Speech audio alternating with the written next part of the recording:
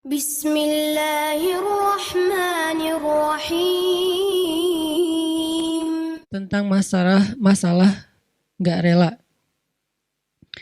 Ini judul diambil dari pemahaman atau tafsir terhadap surat Asy-Syarah atau surat Al-Insyirah.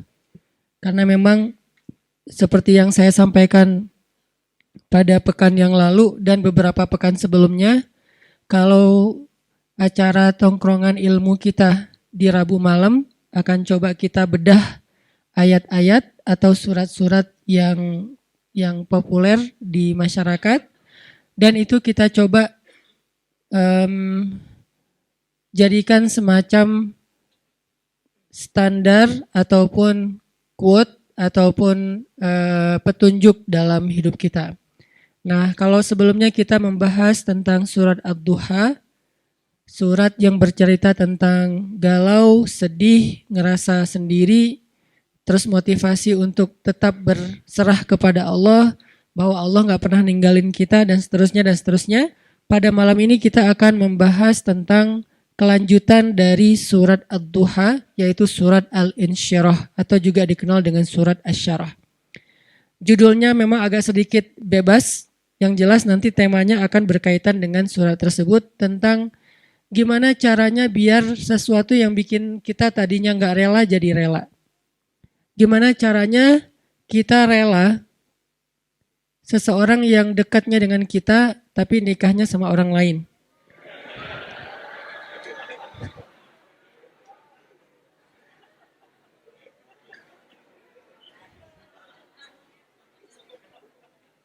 Soalnya saya juga gak rela. Enak aja. Gimana caranya kayak gitu? Maaf ya, saya belum pernah ngerasain sakit sejauh itu, sedalam itu. Sesakit-sakitnya saya masih ada obatnya. Sekarang udah terobati. Apaan sih?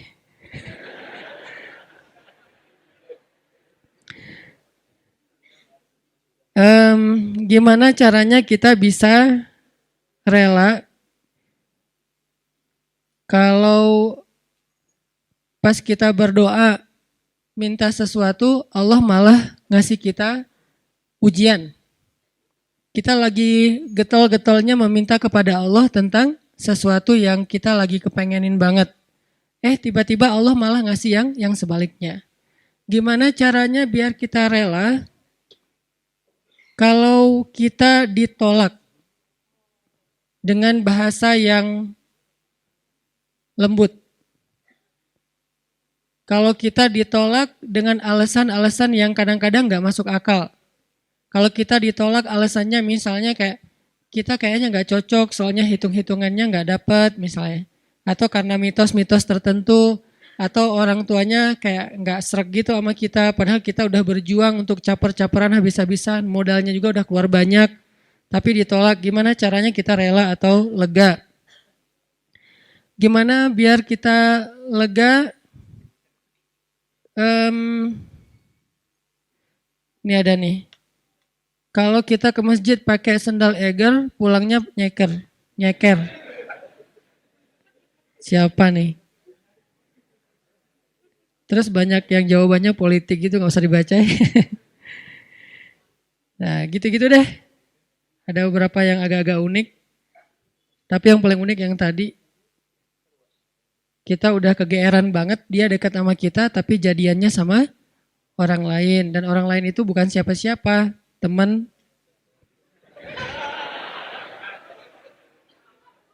Nah, itu jahat banget. Gimana caranya kita bisa rela? Pernah gak teman-teman mencoba untuk melakukan sesuatu yang kita tuh udah siap-siap bakal gagal? Kayaknya bisa dipastiin gak akan berhasil. Contoh, kita kayak mau ngedatangin seorang calon mertua yang anaknya itu idola kampus banget, atau idola sekolah, atau teman masa kecil kayak Spider-Man atau apalah. Terus kita kayak yakin banget bahwa kita tuh bukan standar orang tuanya dan pasti kemungkinan besar akan ditolak. Cuman kan gak ada salahnya juga untuk mencoba ya. Nah, ternyata ditolak beneran. Nah, gimana rasanya tuh? Apakah kita bisa benar-benar lega dan nggak dendam sama dia? Apakah kita benar-benar bisa ngerasa lega dan akhirnya bisa maafin orang tersebut kalau dia misalnya ngezolimin kita, ngejailin kita, ngecurangin kita, nikung kita. Yang terakhir agak berat sih. Yang misalnya dia kayak memfitnah kita, ngomongin kita, mengkomen dengan hate di akun kita, meng-kick kita di grup atau nge-block kita di nomornya, bisa nggak kita lega? Kita rela. Terutama kepada Allah Subhanahu wa taala. Karena ada orang yang mungkin sering nggak rela dengan perlakuan manusia, tapi dia masih berusaha untuk rela dengan ketentuan Allah. Yang parah tuh sampai ke Allah juga nggak rela. Dia nggak rela ketika Allah memberikan dia satu ketentuan. Bahkan nikmat pun kadang nggak rela. Dikasih nikmat sekian dia berharapnya lebih. Dikasih nikmat begini dia berharapnya begitu. Dikasih fisik yang ini dia berharapnya kayak gitu. Dan seterusnya. Kadang-kadang masalah rambut aja dia nggak rela. Belum lagi nanti masalah kulit. Belum lagi nanti masalah tinggi badan, masalah apa segala macam yang sifatnya emang takdir dia diciptakan kayak gitu. Beda dengan mungkin kalau yang masalah-masalah katakanlah misalnya kayak sesuatu yang sifatnya karena usaha kita kayak berat badan atau jerawatan atau apa. Ini kan relatif ya. Tapi kalau emang udah takdirnya kayak gitu dia nggak rela. Termasuk dia nggak rela dengan ketentuan Allah dia seorang laki-laki. Sehingga dia pengen jadi ya transgender gitulah. Pengen jadi cewek. Terus dia cewek pengen jadi cowok. Terus dia bingung gitu. Kok dua-duanya nggak enak ya. Terus jadi saya jadi apa gitu kan ya. Nah ini nggak rela gitu kan. Nah ini semuanya adalah tentang syarhus sadar, berlapang dada. Berlapang dada pertama yang paling penting adalah berlapang dada terhadap ketentuan Allah. Yang kalau dalam bahasa fikihnya kadang disebut dengan istilah takdir. Disebut dengan istilah takdir. Atau berlapang dada dengan sikap-sikap orang kepada kita. Seberapa besar lapang dada kita sehingga dada kita itu muat dengan kesalahan orang. Makin lapang, makin banyak kesalahan orang yang muat di dalam dada kita. Enggak sampai bikin kita nyesek.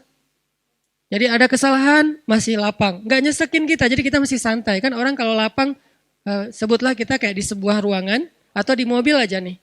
Kebenaran mobilnya, mobil city car yang memang dua row gitu. Seatnya cuma 4 orang. Nah, kalau masuknya cuman kita driver nih, masuk 1 orang teman, kita merasa sempit nggak? Enggak. Atau kita jadi penumpang sama driver, masuk seorang teman masih biasa. Masuk yang ketiga jadi 4 orang sekarang masih biasa. Masuk yang kelima, yang keempat jadi 5 orang, mulai agak-agak gimana gitu, apalagi duduk di belakang kan ya. Nah kebayang nggak kalau mobilnya bus? Kalau mobilnya city car yang mungkin cuman muat 4 orang, nyamannya, terus diisi 5 orang, jadinya gimana? Gak nyaman kan? Tapi kalau bus diisi 5 orang, masih nyaman, leluasa, karena emang isinya harusnya 35, 40. Nah artinya dada kita itu sesek tergantung kelapangannya, bukan tergantung masalahnya.